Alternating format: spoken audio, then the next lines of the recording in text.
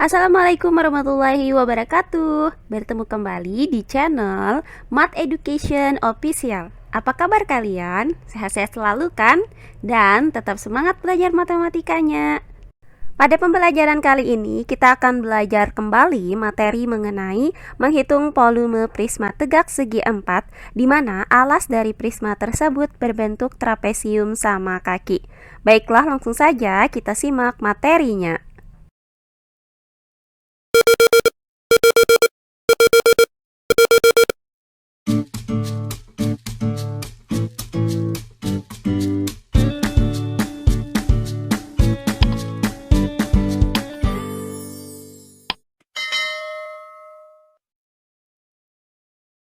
Nah, pembelajaran kita kali ini adalah menghitung volume prisma tegak segi 4 yang alasnya berbentuk trapesium.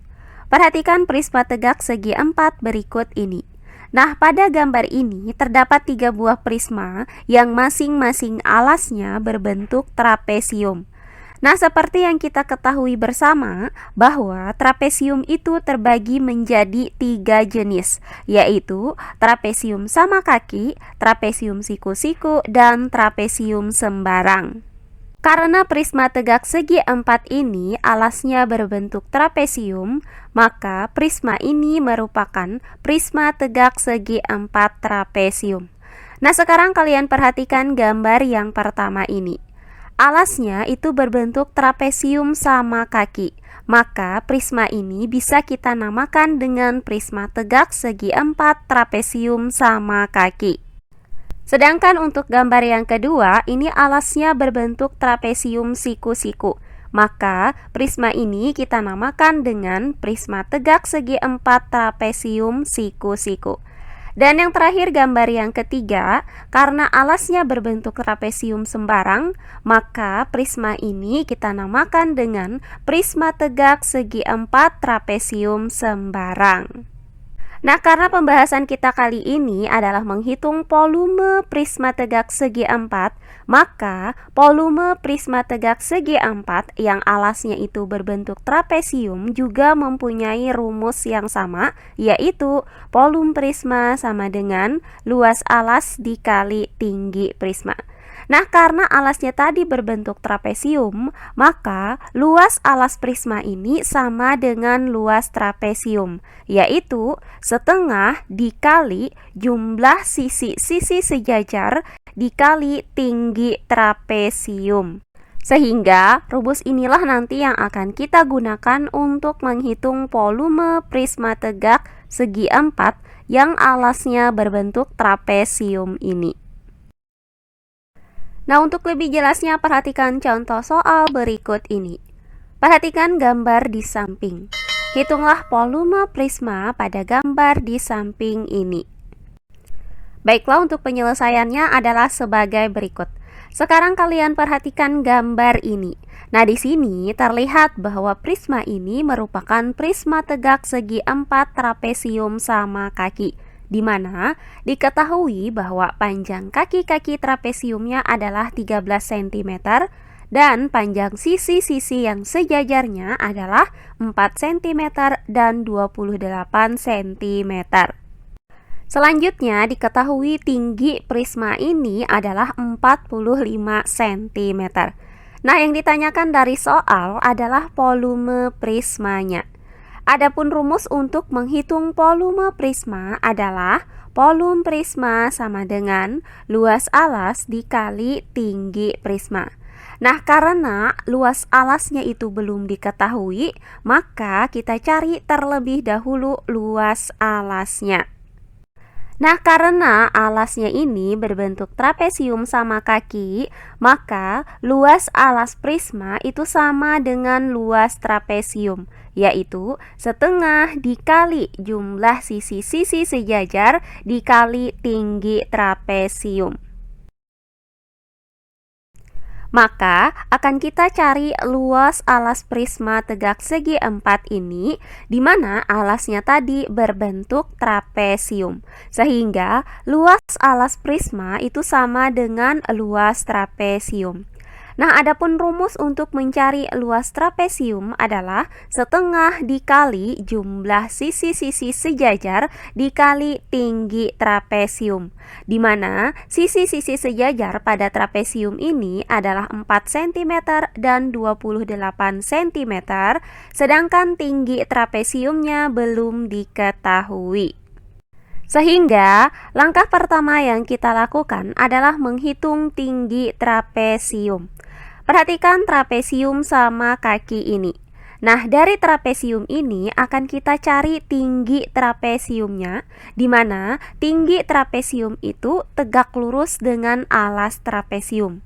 Sehingga alas trapesium terbagi menjadi 3 buah ruas garis yang berukuran 4 cm, 12 cm, dan 12 cm, seperti yang tampak pada gambar ini.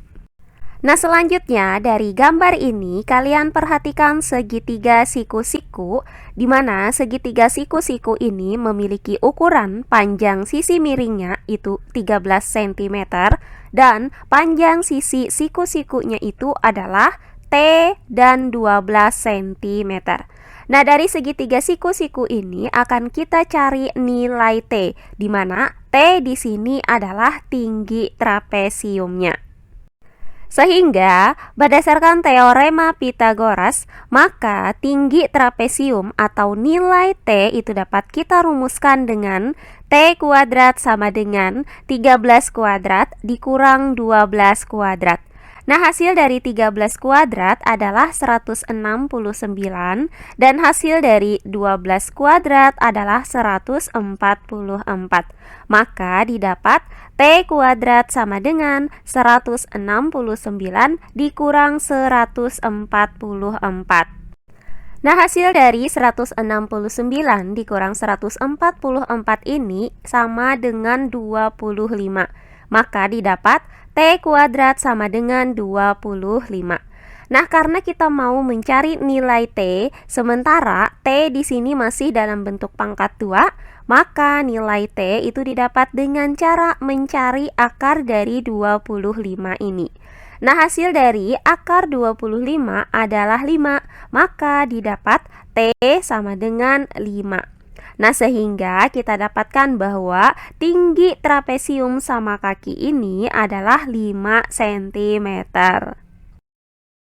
Nah, setelah kita mendapatkan tinggi trapesiumnya, maka langkah selanjutnya akan kita cari luas trapesiumnya.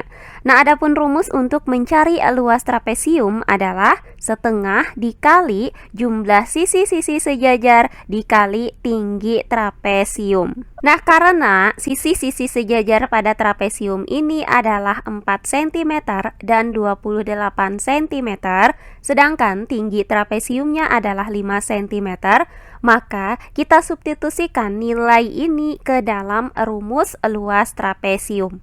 Maka luas trapesium sama dengan setengah dikali jumlah sisi-sisi sejajar, yaitu 4 cm ditambah 28 cm dikali tinggi trapesium, yaitu 5 cm.